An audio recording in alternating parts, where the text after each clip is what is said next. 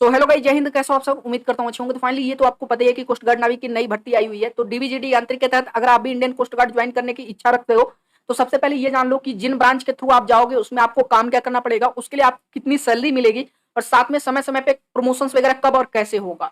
तो ये वीडियो आपके लिए काफी ज्यादा इन्फॉर्मेटिव होने वाला है। वीडियो को पूरा अंत तक जरूर देखिएगा, बिल्कुल भी स्किप मत करेगा। और साथ में अगर पसंद आए तो वीडियो को लाइक करके शेयर जरूर करिएगा अपने दोस्तों तक। तो चलिए वीडियो शुरू करते हैं। अब देखो, एक चीज मैं आपको सबसे पहले बता दूं कि जब आप कोई भी जॉब ज्वाइन करते हो तो सबसे पहले उसका वर्क प्रोफाइल देखते हो कि अंदर काम क्या करना पड़ता है। तो अगर आपको काम पसंद आएगा तभी तो करोगे। तो चलो डिटेल में सब कुछ जानते हैं। तो यहाँ पे सबसे पहले आप ध्यान दीजिए, आप लोग पूछ रहे थे सर कोस्ट गार्ड के लिए कोई अच्छी बुक बता दीजिए। तो कोस्ट गार्ड की एक बेस्ट बुक आ चुकी है जो कि आप देख सकते हो चक्षु पब्लिकेशन के सेक्शन 1 की अगर बात कर लें तो इसमें पांचों सब्जेक्ट को बिल्कुल डिटेल में कवर किया गया है। और साथ ही में पांचों सब्जेक्ट से संबंधित 3000 प्लस आपको जो है बहुविकल्पीय क्वेश्चन यानी एमसीक्यू क्वेश्चन देखने को मिलेंगे जो कि आपके एग्जाम के लिए बेहद महत्वपूर्ण होने वाले हैं। और साथ में ये देखो, सिर्फ गाइड ही नहीं, आपको ये प्रैक्टिस सेट बुक भी मिल रहा है जिसमें 50 प्लस जो है प्रैक्टिस सेट आपको मिलने वाले हैं कोस्ट गार्ड सेक्शन 1 के लिए, डीबीजीडी यांत्रिक के लिए।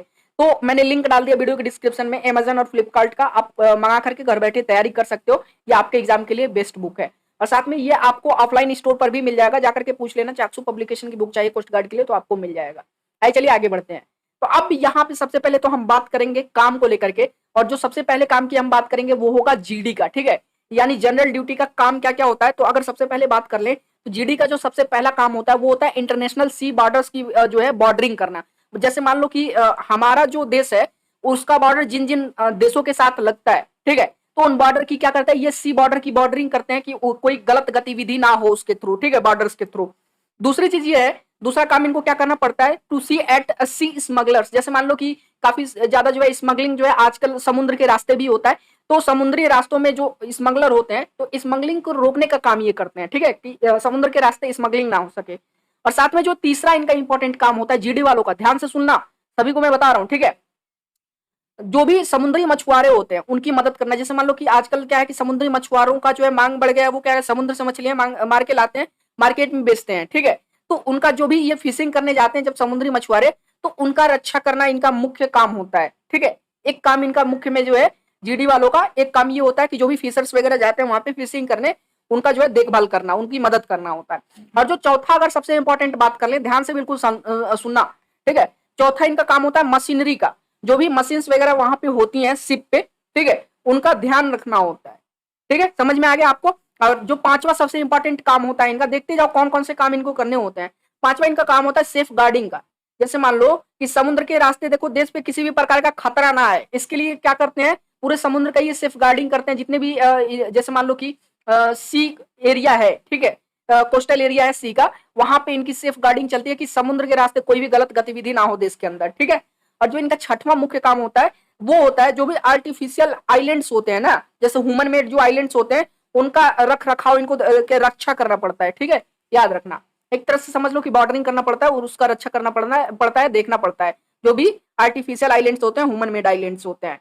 अब बात कर लेते हैं डीबी वालों का काम को लेकर के। देख ही सकते हो डीबी वालों का काम क्या होता है। देखो ये कुछ कुछ नेवी एमआर से मिलता जुलता है, क्योंकि नेवी एमआर में 3 तरह के जो है उसमें जॉब प्रोफाइल थी, लेकिन यहाँ पे सिर्फ 2 होता है। एक तो कुक का होता है आपका और दूसरा होता है स्टीवर्ड्स का, ठीक है। तो कुक में आपको तो ये पता ही चल गया कि कुक में आपको क्या करना पड़ेगा बाबू, खाना बनाना पड़ेगा, ठीक है। जितने भी शिप पे जो भी ऑफिसर से लेके जो भी आपके ये डीबीजीडी यांत्रिक के भी जो भी लोग रहेंगे, ठीक है, जो सिलेक्शन हो, जिनका सिलेक्शन होकर के ज्वाइन होकर वो जाते हैं, तो उनके लिए आपको क्या करना पड़ता है, तरह तरह के जो है फूड आइटम्स आपको जो है बनाने होते हैं। खाना जो है दोनों तीनों टाइम का आपको बनाना होता है। अब देखो आप कहोगे कि सर ये तो मतलब आसान काम है, आसान नहीं है। देखो ध्यान से सुनना, मैं क्यों कह रहा था कि जॉब प्रोफाइल पहले समझ लो, क्योंकि काफी आप में से काफी लोग ऐसे होंगे जो वेजिटेरियन होंगे, ठीक है। वेजिटेरियन होने से दिक्कत क्या है कि यहाँ पे एज ए कुक के तौर पे अगर आप डीबी के थ्रू जाते हो तो आपको सिर्फ वेज ही नहीं नॉन वेज के भी आइटम्स बनाने होते हैं। जो भी स्टोर वगैरह होता है, ठीक है, राशन स्टोर होता है, उन सबका देख रेख आपको करना पड़ता है पूरा। जो है कि कब राशन कितना आया, कितना गया, कितना बचा है, पूरा आपको कैलकुलेशन रखना होता है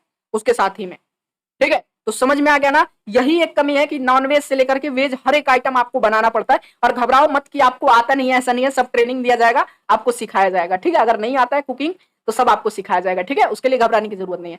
दूसरा इसका जो जॉब प्रोफाइल है, दूसरा इसमें डीबी में अगर हम बात कर लें तो वो था स्टीवर्ड का, ठीक है। क्या था स्टीवर्ड का, तो देखो इनका जो काम होता है वो एज ए वेटर होता है। जैसे मान लो कि पानी देने से लेकर के खाना सर्व करना, ड्रिंक सर्व करना, ठीक है, हर एक चीज ऑफिसर से लेके किसी भी रैंक का वो चाहे अधिकारी हो चाहे वो पर्सनली हो, ठीक है, सबको खाना सर्व करना होता है, ड्रिंक सर्व करना होता है और बाकी सारी चीजें जो है सर्व करनी होती है, ये इनका काम होता है। तो वर्क प्रोफाइल आपको समझ में आ गया। अब बात कर लेते हैं सैलरी को लेकर के, ठीक है, ध्यान से समझना। देखो जो बेसिक पे होता है, मतलब शुरुआती जो पे होता है वो पे लेवल 3 का दिया जाता है आपको। लेकिन इससे पहले जब आप ट्रेनिंग पीरियड में होते हो तो ट्रेनिंग पीरियड में भी नियर अबाउट 14 से 15 हजार का जो है आपको कुछ अमाउंट दिया जाता है। अब अगर बात कर लें ट्रेनिंग कितने समय का होता है, मैं अलग से ट्रेनिंग पे वीडियो कर दूंगा, लेकिन एक मोटा मोटा आपको अंदाज दे देता हूं। देखो 6 से 8 महीने की इनकी नॉर्मल ट्रेनिंग होती है। लेकिन जैसा कि आपने देखा होगा डीबी के अंदर, ठीक है, जो डीबी वाला है, वैसे ही एसएसआर के अंदर क्या होता है, नेवी में 2 साल का एक्स्ट्रा इनको कोर्स कराया जाता है, ठीक है, टेक्निकल कोर्स कराया जाता है। तो वैसे अब इनके जीडी वालों के मैं नहीं बता पाऊंगा, डीबी वाला का तो मतलब 6 से 8 महीने का ही ये आपका ट्रेनिंग पीरियड इनको भी करना होता है, जीडी वालों को भी, ठीक है, और यांत्रिक वालों को भी। लेकिन इसके अलावा भी अगर कोई टेक्निकल कोर्स होगा जीडी वालों के लिए, अगर कराया जाता होगा तो उसकी जानकारी मुझे नहीं है, ठीक है। जैसे एसएसआर में आपका कराया जाता है, डबल ए में कराया जाता है, फिर एयरफोर्स एक्स ग्रुप के लिए कराया जाता है। तो वैसे ही अगर इनके लिए कोई अलग से कोई कोर्स होगा तो उसकी जानकारी नहीं है। लेकिन फिलहाल जब आप ट्रेनिंग पूरा कर लेते हो, ट्रेनिंग पीरियड में आपको 14 हजार से लेकर के 15 हजार तक सैलरी दी जाती है। ट्रेनिंग के बाद अगर हम बात कर लें तो जो पहली सैलरी मिलती है आपको वो मिलती है 21,700 रुपए। इसके साथ में प्लस कुछ डियरनेस अलाउंस वगैरह भी मिलते हैं, ठीक है, आपके नेचर ऑफ ड्यूटी जैसा भी है, या फिर जहां पे आपकी पोस्टिंग हुई है वो किस तरह की एरिया है, किस तरह का जगह है, ठीक है, वहां पे जो भी। तो नियर अबाउट ले देके ना, देखो इन हैंड आपको नियर अबाउट 25,000 रुपए तक जो है आपका आता है, 25 से 26 हजार रुपए इन हैंड आपका आता है, ठीक है। कभी किसी किसी को 24,000 रुपए इन हैंड मिलता है, जो भी अलाउंस वगैरह मिलता है उसको लेके। तो फर्स्ट जो आपकी सैलरी होती है वो 24,000 से इन हैंड में, 24,000 से लेकर के 25,000, किसी को 26 तक चला जाता है, ठीक है। ये चीज समझ में आ गया। अब अगर वही बात कर लें, देखो ये जनरल ड्यूटी वालों की बात थी, ठीक है, जीडी वालों की हम बात कर रहे थे। अब डोमेस्टिक ब्रांच वालों की बात कर लेते हैं, डीवी वालों की। तो उनकी भी सेम सैलरी है, उनको भी ऐसे ही अलाउंस वगैरह मिलते हैं, ठीक है, समय समय पर मिलते रहते हैं। तो अब देखो यांत्रिक वालों का थोड़ा सा चेंज है। यांत्रिक वालों का क्या होता है, बेसिक पे जो यांत्रिक वालों का होता है वो शुरुआत होता है 29,200 रुपए से, ठीक है।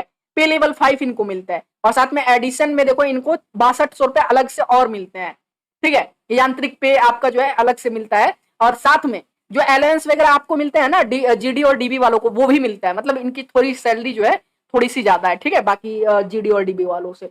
बाकी प्रमोशंस वगैरह की बात कर लेते हैं, तो इसके थ्रू नहीं जानेंगे, पूरा हम आपको इमेज समझाएंगे। और कई लोगों का देखो ये सवाल होता है, थोड़ा आ जाओ इधर। देखो कई लोगों का ये सवाल होता है कि सर क्या अगर मैं डीबीजीडी यांत्रिक में हूं तो क्या मेरा प्रमोशन एज ए ऑफिसर के तौर पे हो सकता है? बिल्कुल हो सकता है। उसके लिए क्या कंडीशंस वगैरह होती हैं सब कुछ इसमें बताऊंगा, ठीक है। तो देखो यहाँ पे प्रमोशन कैसे होता है, ठीक है। नाविक, फिर नाविक से आप उत्तम नाविक बनते हो। देखो नाविक जो से उत्तम नाविक बनने में अप टू 5 ईयर्स लग सकते हैं, 5 साल तक का जो है लग सकता है, 3 साल भी लग सकता है, आपके परफॉर्मेंस पे डिपेंड करता है।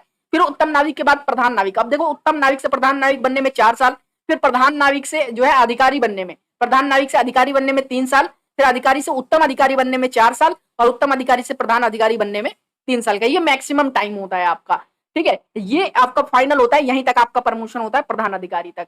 अब इनकी सैलरी जान लेते हैं कि प्रधान अधिकारी को सैलरी कितनी मिलती है। तो आप थोड़ा यहाँ पे 1 मिनट रुक जाओ। हाँ देखो, promotion prospects exist up to the rank of प्रधान अधिकारी, प्रधान सहायक इंजीनियर जिसको बोलते हैं, अगर यांत्रिक में अगर बात कर लें, ठीक है। तो अप टू 47,600 रुपए का पे स्केल होता है। अगर यांत्रिक हो तो 6200 रुपए उसमें अलग जोड़ के मिलता है, और साथ में डी अलाउंस वगैरह भी इसमें मिलता है। मतलब मैक्सिमम आपकी जो सैलरी होती है वो 47,600 रुपए, अलाउंस वगैरह मिला के 50 प्लस आप चले जाते हो, ठीक है। ये लास्ट सैलरी होती है आपकी, जो भी 15-20 साल की जो भी जॉब होती है उसमें।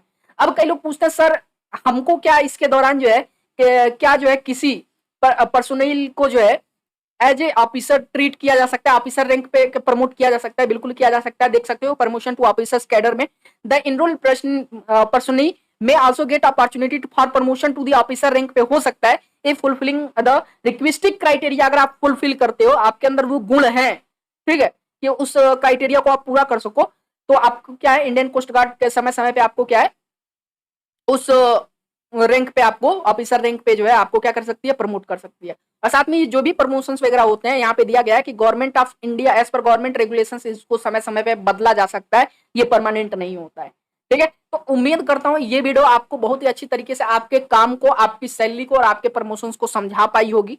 और साथ में वीडियो पसंद आया जैसा कि मैंने कहा था, वीडियो को जरूर लाइक कीजिएगा और इसको शेयर तो जरूर करना बनता है।